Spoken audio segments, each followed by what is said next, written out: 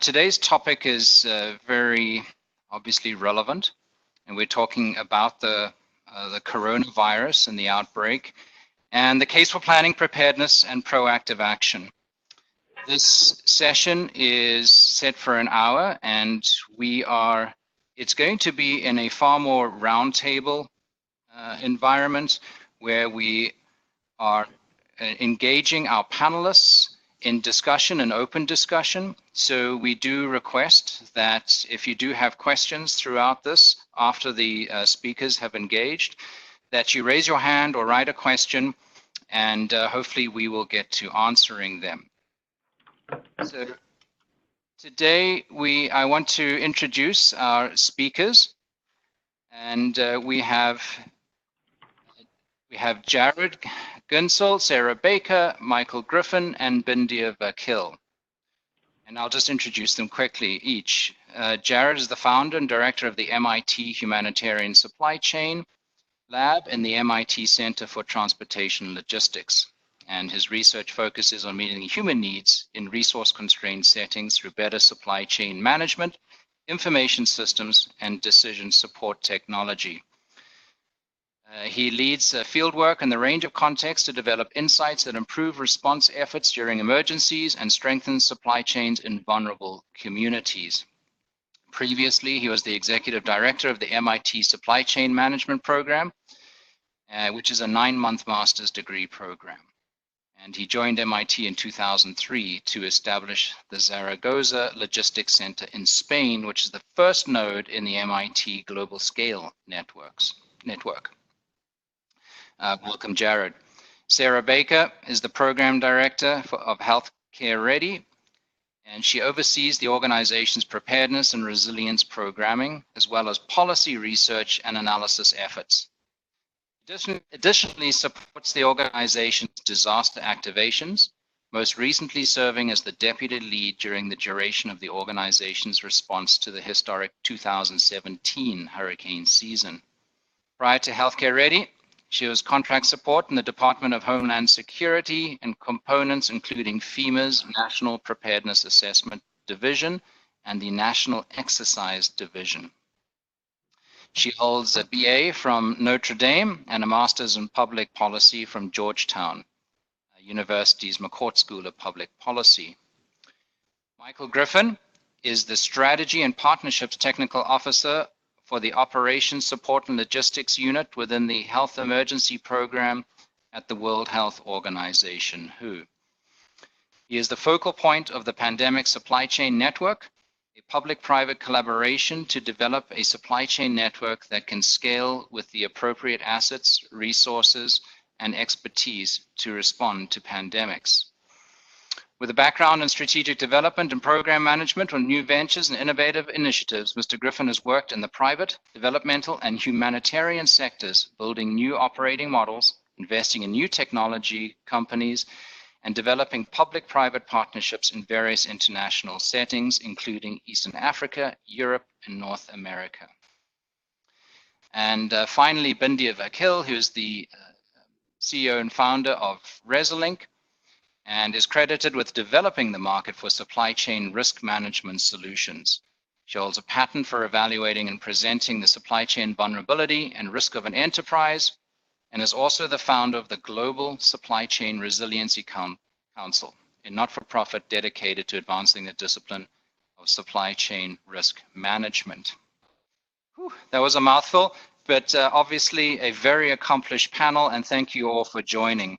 I just wanted to mention that we did run our Global Supply Chain Resiliency Council with the same panel, and this is a follow-on to that, and as a natural follow-on, as we try and engage the private sector or the not-for-profit sector in healthcare as well, and with the public sector. And how does that public-private partnership work? How can we engage the public sector, and how can we facilitate it? So that's really the goal for today.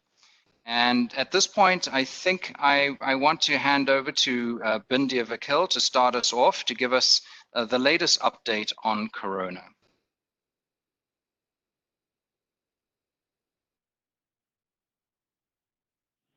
Good morning, everyone. Oh, sorry. My apologies, Graham. I missed your slide there. We'll go back to that one. Yeah. Sorry about that, and good morning. My job will be to talk a little bit very quickly about Wuhan and the Hubei region in China, and just generally paint the picture of the economic importance of this region to the global supply chain, generally speaking, with a particular emphasis on life tech, pharma, and the healthcare industry. So just really quickly, Wuhan has a GDP of 213 billion as of 2018. It is a major transportation and manufacturing hub.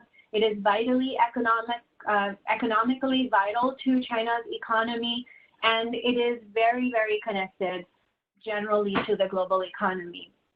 The region of Wuhan has become a technology hub for manufacturing anything from chip making to biotech and pharma as well. And so a lot of the, if you think about the Fortune 500 companies, about half of them have presence, whether manufacturing or other interests in Wuhan. The central and local governments have also invested heavily in the high technology industry. Then by high tech, I mean not just the electronics, I mean biotech as well, particularly semiconductor, optoelectronics, and many other technologies. In particular, chip fabrication for 3D NAND flash memory is based in Wuhan and owned by Tsinghua Group. NAND flash, obviously, many of you know, has applications in smartphones, computers, and many other important devices, such as medical devices as well. And then Yangtze Memory, XMC, Wuhan, Xixin Semiconductor Manufacturing are all based there. Some notable contract manufacturers in Wuhan are companies like Foxconn, Jabil, etc. Obviously, we think of these companies as manufacturing predominantly high-tech, but keep in mind a lot of medical devices are also manufactured by these very large EMS manufacturers. So Resolink in general has mapped about 280 sites within the Hubei region, which is broader than Wuhan. Wuhan is a part of Hubei, and many of these supplier sites are direct and sub-tier suppliers to the automotive, medical devices, industrial heavy, food, and pharma, life science industries. So we expect to see a ripple effect over time. Obviously, many companies who have expertise and experience working with people and manufacturing sites in China, they know that Chinese New Year shuts down the country for about a week. So most of them do tend to build ahead proactively ahead of the Chinese New Year shutdown. So we do expect that there to be some level of protection in the short term. So there usually we see about a week to 2 week builds ahead, and then in some cases it may go out as much as 3 to 4 weeks. So there will be some protection, and now that the shutdown has extended past February 10 in some cases, we do see that there will be some, the build ahead buffers will have a lot of pressure. And in the near term, we will see that companies who have been more proactive with mapping their supply chain, having knowledge of which parts are made out of these sites, these 280 sites in Wuhan, will have some opportunity for arbitrage to go secure materials from their suppliers. We also see life science industry, particularly key chemicals and APIs, as well as other things like glass, aluminum, and other products that are originating in the in these parts of China. And obviously, a lot of these have impact across many other industries as well. Some alloys and specialty metals are also expected to be affected. Copper prices have fallen consistently for some time now as a result of these developments. The prices of aluminum alloy in Europe are likely to come under pressure. Manganese, silicon, cobalt may also rise as the supply from China falls. and then iron ore imports and steel exports have been disrupted because of the ports in Hubei being closed. In addition, the global supply chain for pharmaceutical products depends heavily on Wuhan. Many pharmaceutical APIs that go into medicines do originate in this region. API prices we do expect will increase, and as well as shortages will be experienced, particularly where inventory levels may already be low. As many of you are aware, the healthcare industry is already dealing with the shortage of gowns and other personal protective gear, which is all going to be highly exacerbated because of this. As I'm sure you all know, global PPE is sourced from China, and this the Cardinal gown recall was already causing many surgeries, in some cases, to be delayed at certain hospitals. And now with this event, resolution of that disruption is likely to be extended further. Indian generics and other pharma companies like Lupin, Sun Pharma, Glenmark, Mankind, Dr. Reddy's, Abbott, Aurobindo, and others are all highly dependent on China for raw materials that are used in the production of antibiotics, paracetamol, diabetes, and many other cardiovascular drugs. So the Indian Economic Times recently reported that 70% of the drug manufacturing industry in India might get impacted if the lockdown goes past mid-February. And I think many of you know India is a huge market for the generic. So in terms of just planning horizons in the next few days, given this is such a vital region, it is critical we make some plans. And when we say plans, we talk about running some scenarios. And so in order for you to get a starting point, Rosalind took the time to game out a few projections for planning purposes. But if you were to use these, we do recommend make your own assumptions and adjustments before you use this. So with that disclaimer in place, oh, and this is not guidance or prediction.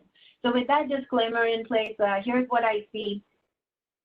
As I've already said, people have built ahead, so there might be 3 or possibly 4 weeks of inventory buffer.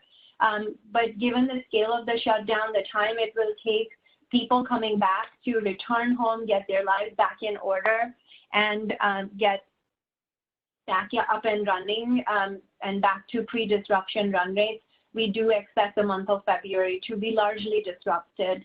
Given all of that, and also now we're seeing more government response across different countries shutting down travel and making travel restrictions to visitors who have been in China, whether they're Chinese citizens or other country citizens.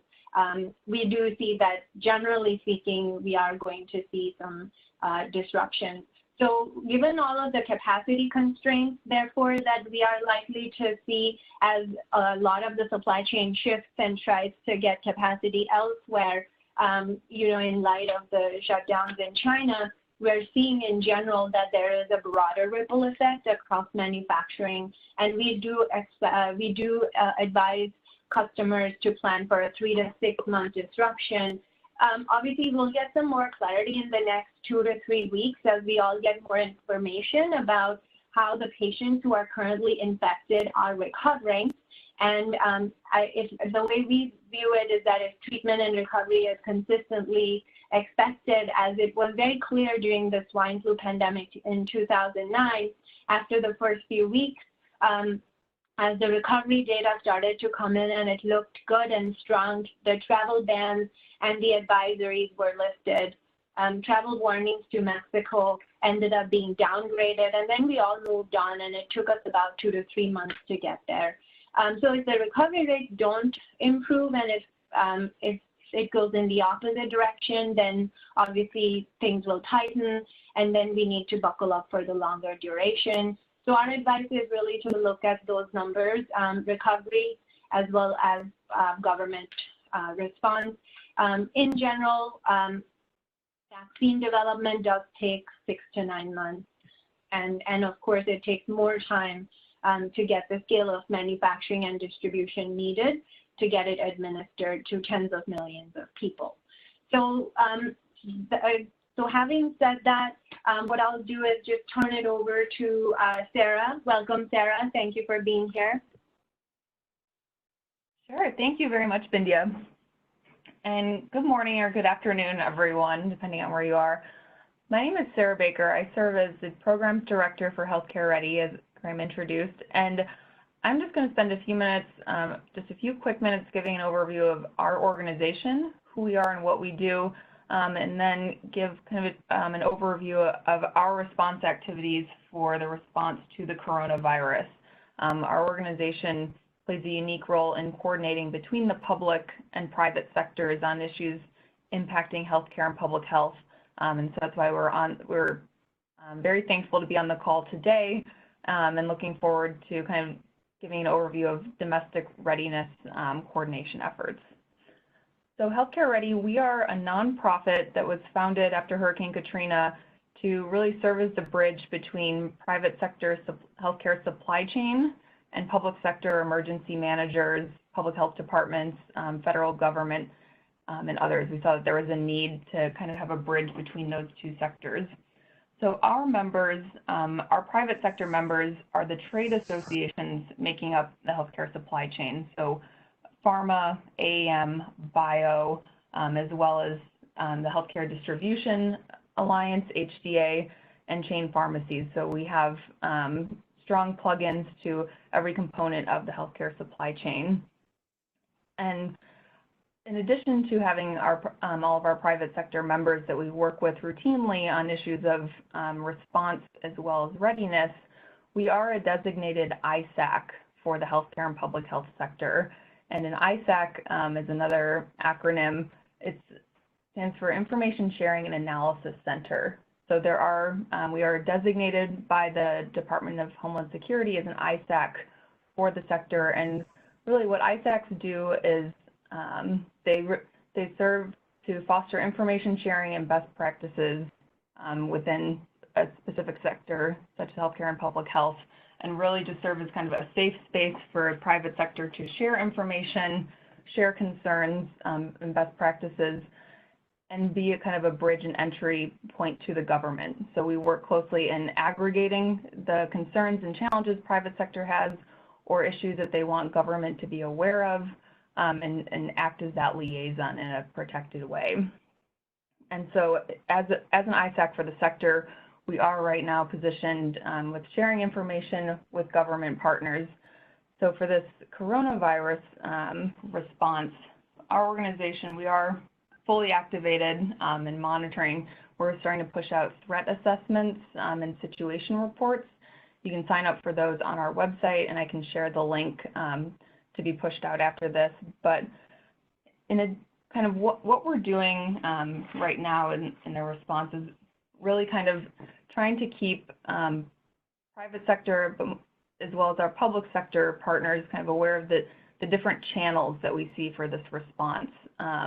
So kind of the three that we're seeing and tracking and understanding how they relate to one another. The first we see is kind of the global supply chain.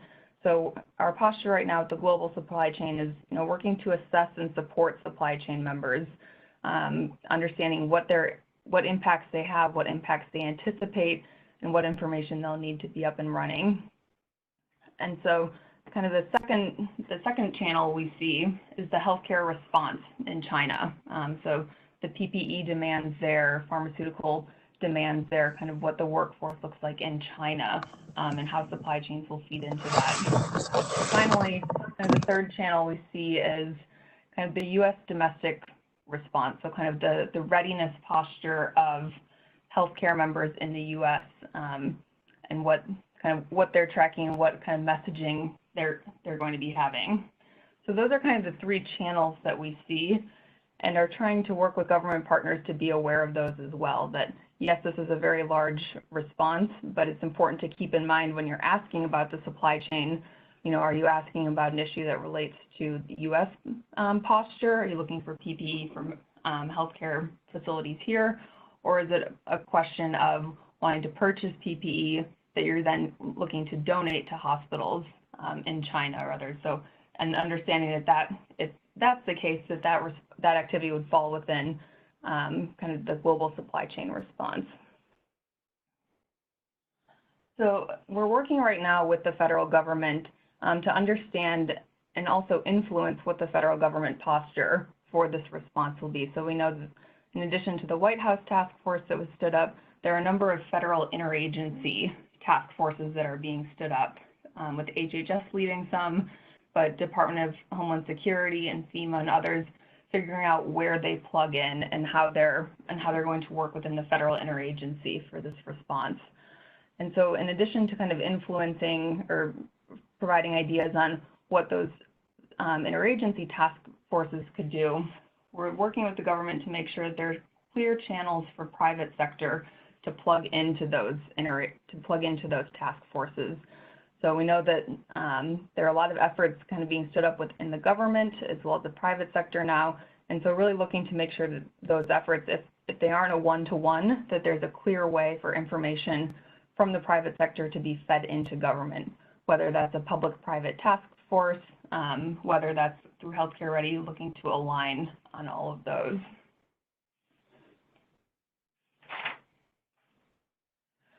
And so to that end, what we've been doing with our members as well, and I'm happy to share the link for this after the survey as well, is really pulsing supply chain members to get an understanding not just of what their concerns are in their activities, but what else they want government to know. Are there policy levers that they would like government to pull? Are there certain activities that the government can take to make the private sector response easier, to expedite information sharing? So we pulled together just a quick survey that's anonymous to share with the supply chain owners and operators to get a sense of what that looks like. And I can share that again, the URL after this, but we're kind of in the mode right now of getting an understanding of what private sector is concerned about, what they're thinking about, also what they want government to know, so that as these task forces, both the government-only interagency task forces, but also broader public-private task forces, everyone's informed and ready to go and understands the priorities of one another going into it. So with that, I'm happy to pause for any questions or turn it over to, I believe, Michael Griffin, who will be speaking to the Pandemic Supply Chain Network. Yes, that is great, Michael. Hopefully you are there. If you could join us, and please, for the participants, don't forget to put some Q&A questions, and we'll try to get to those.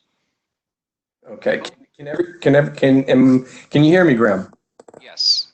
Terrific. First of all, my apologies for the chaotic aspect of things. So it's a little crazy here in Geneva with everything going on. So thank you for having me. I greatly appreciate it. So let me start off describing really what we're trying to do within WHO and how that first fits in with the Pandemic Supply Chain Network. So the WHO Health Emergency Program has a small supply chain and logistics unit called the Operations Support and Logistics. And we provide three pillars: health logistics technical guidance, which includes all the technical guidance on, say, cold chain or setting up of health facilities or emergency procurement, what have you. The second pillar is the actual supply chain operations. So we we support the WHO and Ministries of Health operations in the supply chain activities, either on the coordinated level or as a gap filler.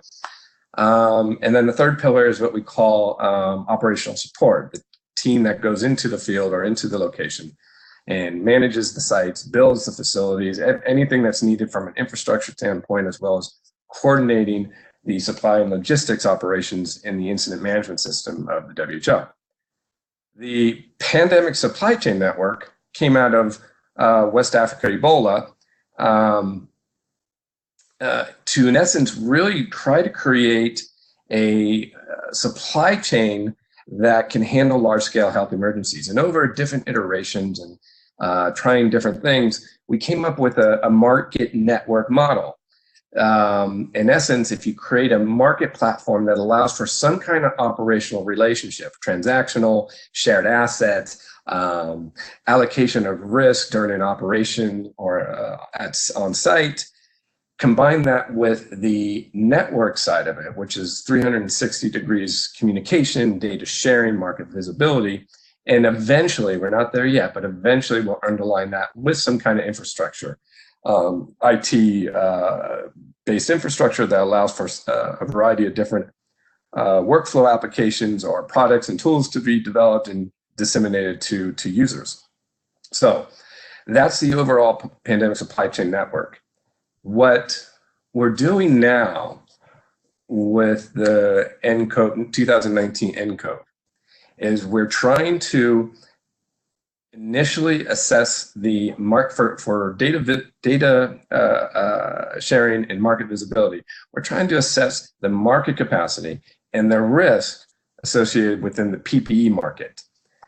And with that, we hope to gain, combining that with the WHO global demand forecast and scenarios, we hope to demonstrate to ministries of health, to the PPE market from both the manufacturers and wholesalers, as well as the logistics service providers, who's doing what and where the gaps are and what the risks are and how to mitigate, with support and advice from the private sector, how to mitigate those risks. So we've launched into a market survey that we have shared with members of the Pandemic Supply Chain Network that we hope to finish by Wednesday, or at least receive the answers by Wednesday, of which we'll create an aggregated report demonstrating the market capacity, the market risk, both from production as well as logistics. From there, we combine that with the global demand, and in essence, we really start kind of coordinating on this platform what PPE supplies should go where. WHO's perspective is we have really two main things to do. We have the secure supplies for WHO offices who are responding in the countries, as well as ministries of health who may not have the healthcare systems to provide that kind of procurement support. And then the second thing is to coordinate the global side of things, working with UNICEF, working with NGOs, working with a variety of different partners, who then we can allocate who does what where, or coordinate what assets should go where and who's managing what. And in essence, this supply chain should not rely upon just WHO procurement, or should not rely upon UNICEF procurement, or any given one entity's procurement efforts, but looks at it from a holistic perspective to ensure that assets are committed to those places most vulnerable and those most in need. We are working with different donors, such as the US, where we can try to leverage their assets, their what I would call political strength, to ensure that those companies work with the Pandemic Supply Chain Network, that whatever assets can be backed up or distributed and technical advice disseminated to certain areas, they'll help with that.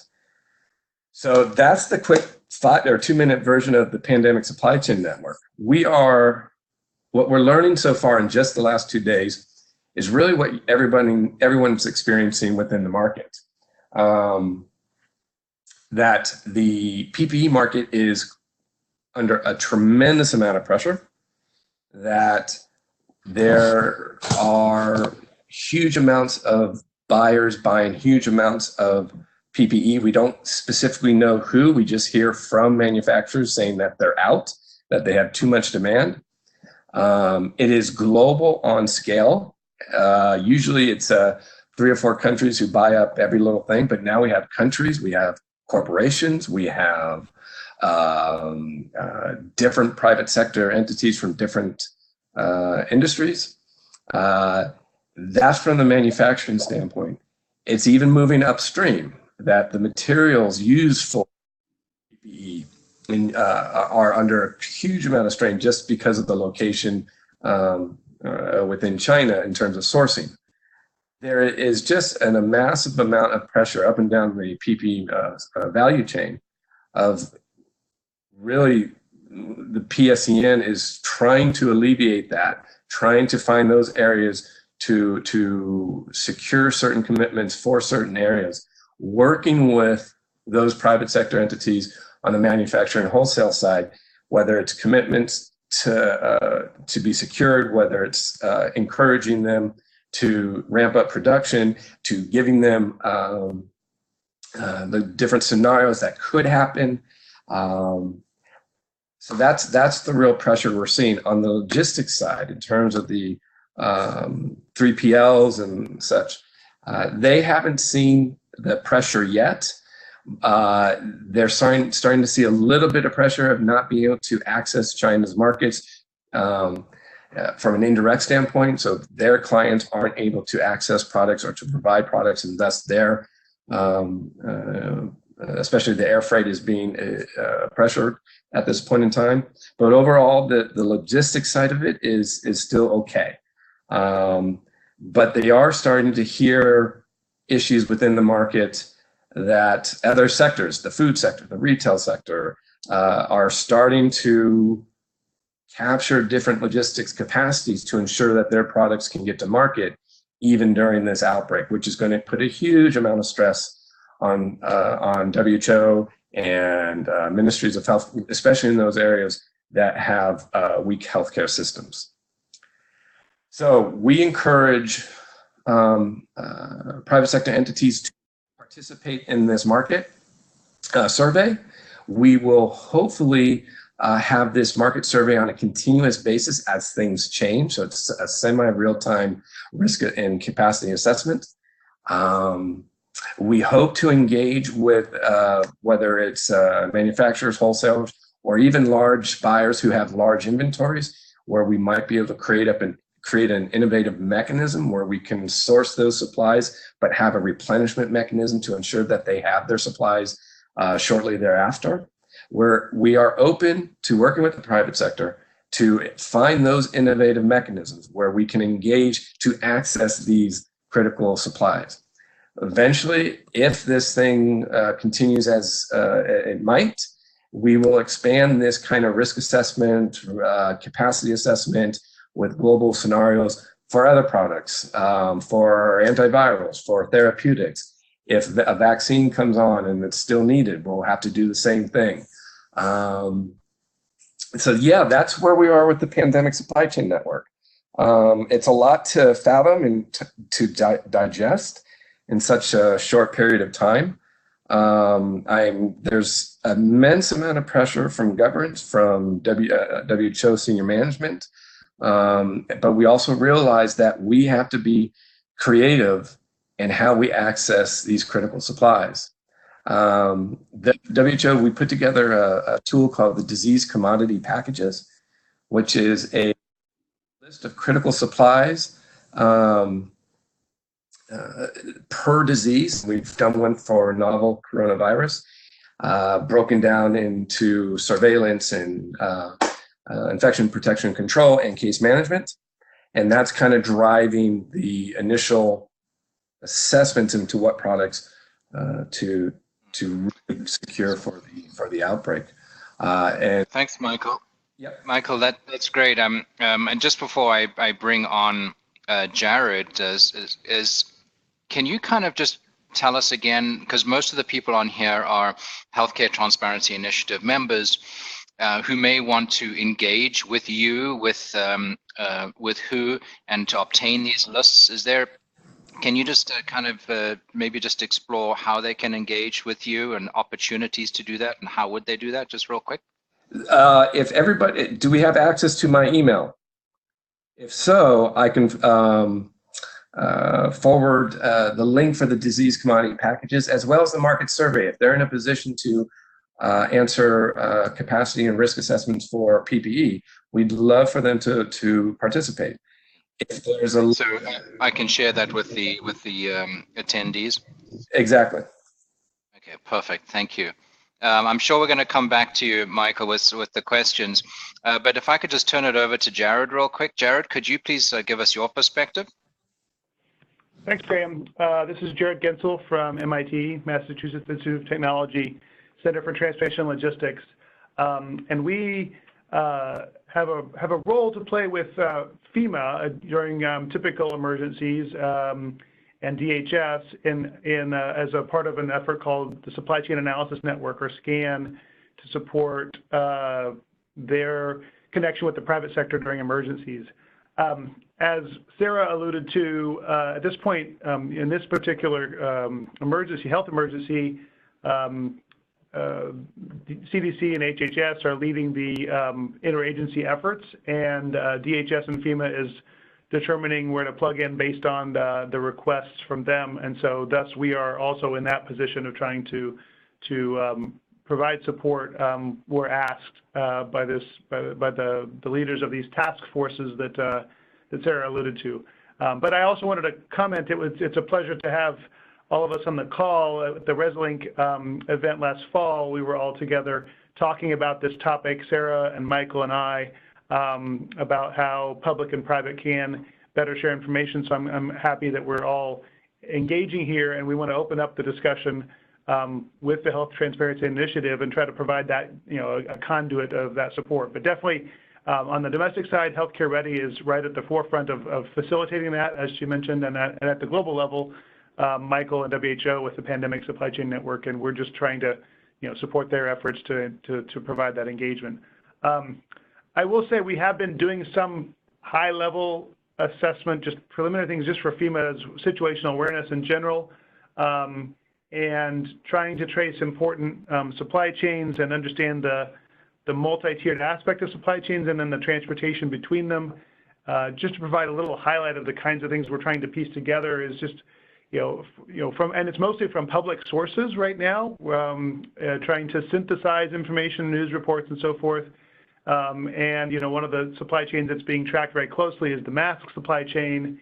And just as an example of kind of the information we synthesize from public news reports, there was an article this morning that talked about how mask factories in China are now set. They tried to, rush back into increased, production, come back, canceled their holiday, and as of this morning, they said that they expect to have 60% of production capacity prior to the New Year holiday back up and running for mask production in general.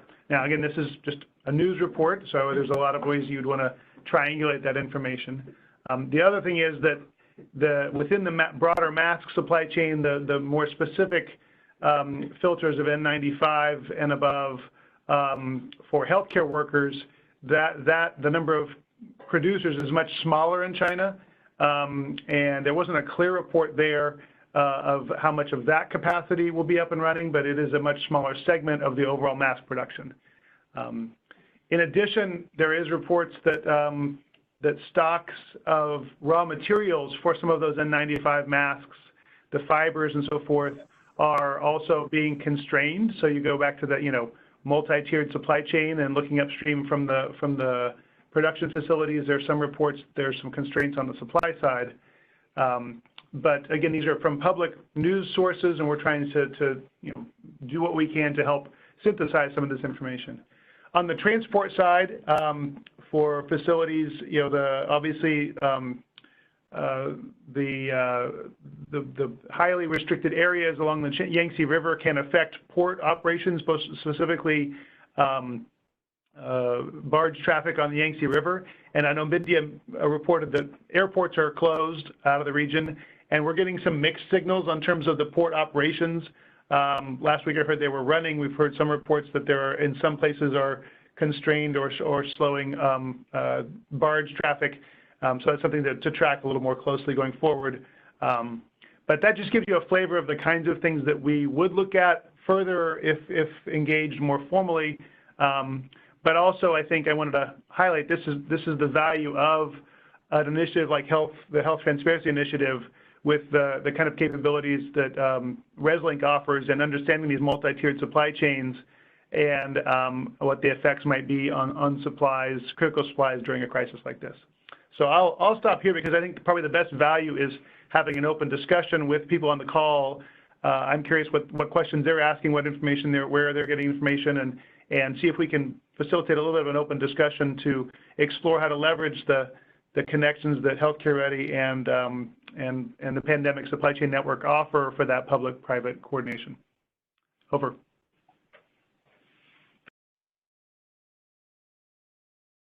Thanks. Thanks, Jared. Yes, if you can please raise your hand, click on the icon there if you have a question, and we will try to unmute you so you can ask directly to the panel.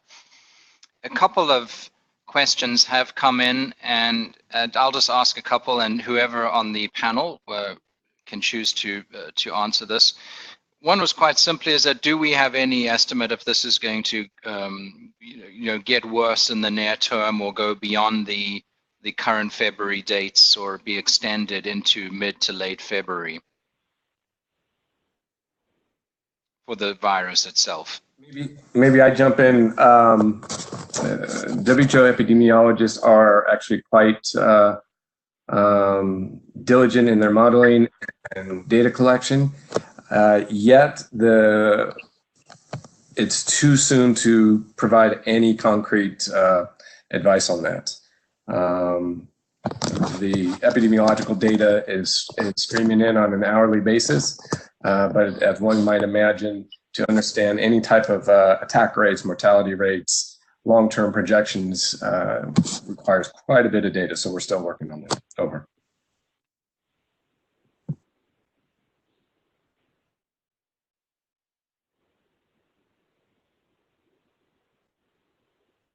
Just to add really quickly to that, what we've recommended to all of our customers is to create some scenarios anticipating different days for when this could, if this does get extended, and checking which products or parts might go short. So use a few dates like mid-February, end of February, and just run a few scenarios. That's the best, I think, in the absence of more specific guidance as supply chain practitioners.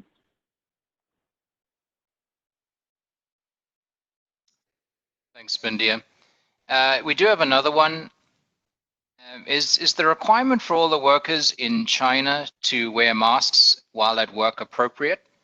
Or is this consuming a scarce resource that might have more critical application later in this event and then will not be available? This is driving company huge orders. Is it a requirement to the panel, or do you know? This is Michael from WHO. We're unaware of anything like that. WHO really just provides technical guidance on what actually works, and that's available on the WHO public website. But we don't dictate those to specific organizations per their policies. It's kind of a standardized policy. Thank you. Yeah, this is Sarah, just underscoring, we hadn't seen anything that's specific either, and just wanted to add, we know that many companies that do produce the masks are on fair share allocation. So there's still availability here in the US, but if companies are trying to massively increase their orders, things like that, there are some controls in place for those as well. Thank you. Charlie Maselli's on. Charlie, did we unmute you? Do you want to ask your question? I think we unmuted you. Maybe, hopefully.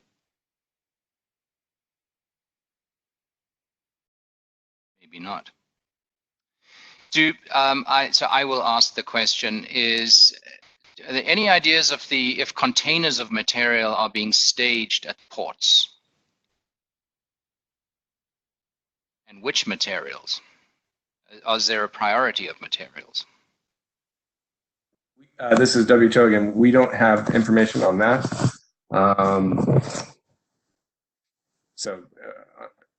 Yeah, that's really what's driving any type of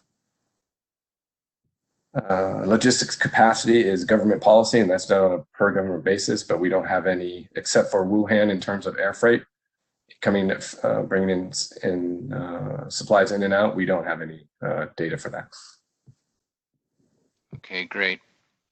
And anyone else? Anyone else have any pearls of wisdom to cast in there? Well, this is Jared. I'm not sure wherever, I mean, to think that we're going to get numbers on staged freight at a particular node in a supply chain is going to be, that's going to be elusive. But I think one of the important things is understanding the structures of supply chains and the tiered nature, the options for alternate sourcing, so forth, the kind of information that ResLink has, and then also, to the extent possible, monitoring flows in general. And then when you have the basic structure of these multi-tiered supply chains and you match that with information about flows between key nodes in these supply chains, you can start to try to connect some dots there. But I think it's going to be elusive at best, and it'll be sporadic information about any specific staged materials at a particular point in the supply chain. My take on this, but I think that the ability to combine different sources will give us some useful information in general about how supply chains might be working. Excellent. Sean Powell has a question. Sean, are you unmuted? Hey, Graham, can you hear me? There you are. Now we got it working. All right, great. Yeah. Great, thank you all. Appreciate it. Appreciate your input today. Just a couple additional data points. So I represent Premier, the group purchasing organization, and I've found it incredibly intriguing that although we are representing our member hospitals across the country, that we've had no less than 15 or so major manufacturers, not only from healthcare, and we're talking about pharmaceutical manufacturers as well as device manufacturers, but also major retailers as well as banks that have reached out asking if we could help ship masks back to China to try and protect their employees. And this is going off on the questions earlier. One of them, and I will not share the name, but estimated their daily usage rate of masks at 35,000 masks per day to cover their employees. And so there are definite, and I don't know if they're corporate policies or suggestions, governmental policies or suggestions, but there's certainly quite a bit of expectation from these manufacturers and industry partners that there should be supply of masks. Luckily, they've all said, you know, we certainly hope that healthcare and patients and providers are taken care of first, but to the extent that there is inventory that can be shipped back, that's the request. And it's been interesting and put additional burden potentially on us, especially if those needs become met, versus the delays that we're experiencing getting product shipped overseas. Those that are already on the water are still 2 weeks out, et cetera. So quite a bit of just moving pieces, I'm sure you guys are all aware of, but I did just want to provide some of those data points. Sean, while you're there, do you have any concept of supply if we actually are moving masks back over there? That's going to obviously throttle supply. But is there capacity in the market? Is it already saturated? And I want to be careful, Graham, that I don't misdirect. We have not advocated nor sent any product back. Okay, frankly, fine, some of the things that we have explored are if there are, and as we understand it, Taiwan in particular has restricted all exports until February 23rd of masks. China and other countries and other agencies have not been as bold with their projections on identification of a specific date, but some of what we're looking for is if there are inventories that are on hold, and I think this is lumping together some of the themes and some of the other questions, whether they're at port or within the manufacturing facilities that do meet medical device regulations and necessity for filtration, and that they aren't able to be shipped. Is there a way to utilize those differently and maybe allocate those to those employees that are overseas, but not impact the supply chain of those that once we see the lift in the release and ability to ship that product over, would put additional burden on that. So I would say from my unique perspective, I feel fairly comfortable personally that I think we've got probably 10 days to 2 weeks of inventory for the majority of healthcare suppliers that, and manufacturers and providers that we interact with. But beyond that, it's going to get tightened as we continue to see increase in the number of cases here in the U.S. That's a concern. Great, thank you. Tony, thank you, Sean. Tony Fang, if you're unmuted, could you provide your question? Do I hear it? Yeah, a little bit muffled, but can you try? Yeah, hi. Yeah, thank you. So our question was around certainly there's Not sure if it's just me, but Tony having a lot of trouble there. Oh, can you hear us? There you go. That's a little better. Yeah, I had to get closer. There you go. yeah, our question was in general how China is prioritizing resupply. So we work in the healthcare manufacturing space as well. Certainly a lot of API and medicines coming from China.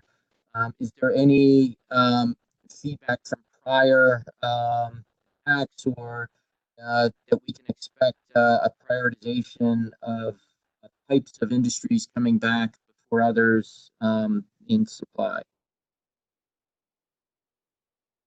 So I'm going to throw that off to the panel. Did you hear that fully, panel? Or Bindia to respond? No, I did not actually catch the question. Well, I think the question was around prioritization of importing, I'm guessing, or something along that line. And I have not heard of any formal policies developed yet around prioritization by any government. But Sarah and Michael have probably a better picture on the nature of any prioritization activities that have been discussed or implemented. This is Michael from WHO. The priorities that we are concentrating on are really the most vulnerable countries, low-income countries, weak healthcare system countries, with the priority product being PPE and hand sanitizer for that matter. But that's really a WHO policy. We only encourage ministries of, we can only encourage ministries of health. You can only encourage partners and other stakeholders, which is WHO's role. But those are our overarching high-level priorities. Yeah, and this is Sarah. Likewise, there hasn't been anything from the U.S. government kind of formally released on priorities or priority products rather, but there are efforts underway right now to align humanitarian assistance priorities with support to supply chains, and so making sure that when guidance on that does come out, it's not conflicting. Okay, thank you. Great. Thank you. And Tony, if you want to type that fully out, maybe we can ask it again if we do have the time. Michael did provide an answer to the question of is this a mandate to wearing masks especially, and someone contributed here by saying our understanding is that the central government has delegated the responsibility of how to address risks to local governments in China, and that the local governments are requiring all workers in the area that are operated to wear masks, 1 per 4 hours. And this is for manufacturing as well, not just for medical. So that obviously talks to the pressures that it's placing on PPE. I think we do have one from a student. Is Kumar there? It'd be good to hear from a student. Do you want to ask a quick question? We're running out of time a little bit, so maybe if you just keep the question short, and we may squeeze in 1 or 2 more.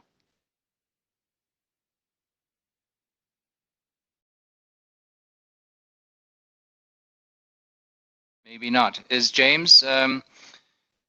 James is there, but is there? I guess a question from James is how can private companies strike a balance when looking out for their own operations, and also looking at products that are being that are in short supply, and participating in the kinds of transparency and info sharing initiatives that we have with the folk on the panel today, and who. So I don't know. That's for the panel. Is there a way? It's a tough question, right? So how do private companies balance that, and what would you suggest is a good mechanism for doing that, or any best practices or thoughts towards private companies interacting with the public sector? Sure, this is Sarah. Happy to chime in quickly on this one. I think we'll be seeing in the coming weeks, especially more requests for information of the private sector coming out from government. So, displaying a clear willingness to engage with that, which it sounds like you are, and willingness to participate in task forces or other data calls. There are existing mechanisms such as ISACs and other working groups through various federal interagencies. So happy to share more information on those through email as well. But I think the short answer, and a little bit trite, is having the right attitude going into it, and it sounds like you do have that. So it's a tricky one, like Graham's point, but the willingness is key.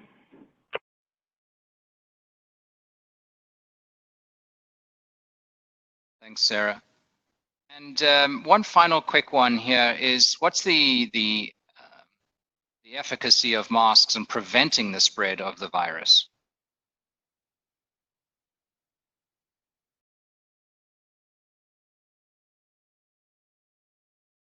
Anyone have insights into that?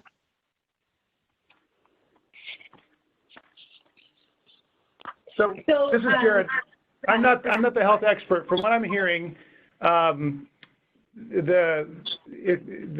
masks are effective if they're of a certain type, the N95 or above, but that they're not recommending, CDC is not recommending that for the general public at this point, but for healthcare workers, prioritizing healthcare workers where the disease is more likely to spread in a healthcare setting. That's what I've been hearing in terms of guidance regarding masks. But CDC, to my knowledge, is not recommending that for the public at this point. I don't know, it sounds like China's policies are a little different in this regard, but that's the guidance in the US at least. Okay, fantastic. Sarah, can you confirm that? I mean, that's what I've been hearing. Yes, absolutely. Seconded. Great. Well, I know we are coming to a close. Sorry, we couldn't get to all of the questions today, but I do want to thank the panel, and also for our HTI folk who have joined. We are a group of collaborative folk who are all banding together, both health systems, GPOs, distributors, and suppliers are banding together to try and get the levels of transparency necessary and acquire the data at the right amount of time and the right data in order to manage through crises like this, but also look proactively into the future. So, we're thrilled here at where we are, basically 1 year in, and as Jared mentioned, we do put on presentations through the Global Supply Chain Resiliency Council as well as through HTI. So this is the vehicle for the HTI members on here. I am more than happy to make all the connections to the public sector, to the folk who are on the panel, and further as well. If you want to work through me or directly with them, we would love to facilitate more of this public-private partnership in the ability to share relevant information with the government. And I think they have a lot of policies in place about what they are looking for, as Michael alluded to. So I just want to thank you. And, the HTI, for those who might not be informed, I'm the managing director and chairman of that and founder of the HTI. And again, trying to create an ecosystem, and the largest ecosystem of its kind, in order to set a standard for the industry of what does resiliency mean, what do we need in order to be resilient, both from a supplier and a health system perspective. And then we also want to try to make this affordable for all as well. So the acquisition of information bidirectionally, by the way, so it's not just information from the suppliers. We're looking to provide information bidirectionally to reduce the number of patient care delays that are as a result of supply chain disruption. So with that, I think I'm going to close off, and I want to thank everyone for a great time. Love to hear from you. We will be sending a recording out, and there's one of the questions. And I welcome all your questions. Most of you know me, so you have my email address. Please forward anything to me, any other questions, and I'll get answers from our panelists, and I can make the introductions as well. Thank you, and appreciate the time, everyone.